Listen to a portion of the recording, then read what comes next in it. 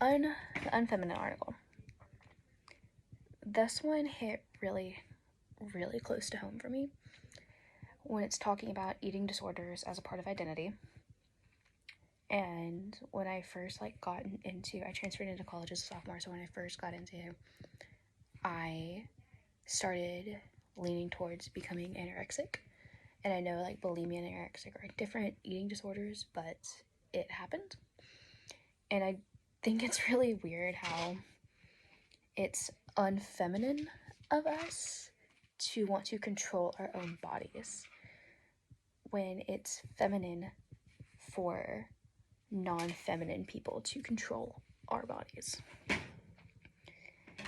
And when it's talking about non-human, being a non-human with an eating disorder, there's nothing non-human about a disorder. I guarantee you, if we were talking about eating disorders in men, it would not be seen as non-masculine for a man to have an eating disorder, because there's this whole social stigma around what is really feminine and what is okay to be feminine and who feminines truly are.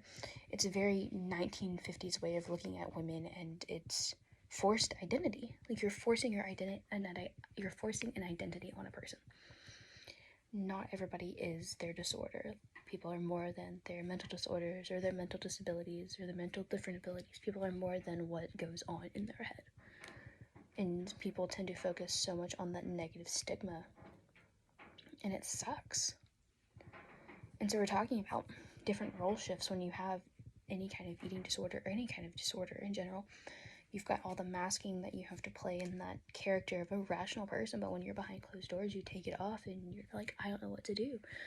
You can be 100% okay, or not 100%, you can be okay outside and around public, but and feel good for once, but then when you be alone, it's like all your intrusive thoughts are just, no one's gonna like you if you don't do this to yourself. And it's not that it's a different identity, it's a part of a total identity. We're not all one thing in our identity. And it comes with your role shifts. I'm a farmer, I am a student, I am a pianist, I am a daughter.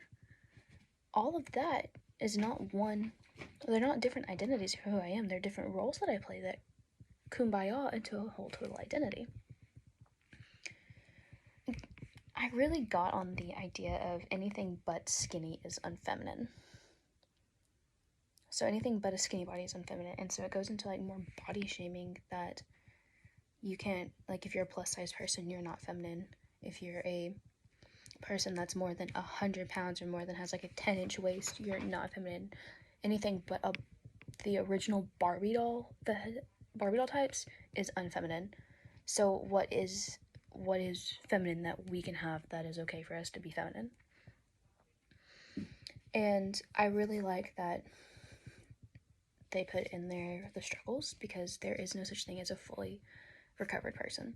You are always recovering. You are always going to want to do it, but you don't want to relapse on things. And so in this article, a lot of stuff I have personally gone through in a lot of these in this article, and it sucks, and it can be triggering, especially when you come up on that day that you stopped doing it, whether it's a month after that day or 2 years or a week or what, it's still that day is always going to be triggering, and you're going to try not to relapse, because the longer you get through there, the easier it is. It's not going to be a relapse, but the harder the impact is when you do relapse. And disorders can become addictions. You can get addicted to making yourself want to throw up. You can be addicted to making yourself be this skinny. I think there's TikTok or YouTube people that are addicted to making themselves not healthy in any kind of way. They're eating, but they vomit it up, or they're eating too much, and it's not seen as a human aspect. So I really did like that a part of the script that was presented to the audience was included in the paper and made it seem more personal. And I liked that the overall piece was uncomfortable. It wasn't in the necessary sense that it was uncomfortable to read through and it was a gory topic. It was uncomfortable in the sense that I wanted to keep more. It's like I wanted to keep reading. I knew what it was. It was the uncomfortable aspect, and I guess it was so uncomfortable to me because it was so personal. And nearly all of the stuff that was mentioned in that article I have gone through, and it's been very hard to get through, especially not telling people and people not seeing it. And so I don't know why it made me, I mean, I know why, I don't know how to explain why it was uncomfortable, but it was a good kind of uncomfortable, if that makes sense. And I like that we're talking about like weight is forced on women at such a young age.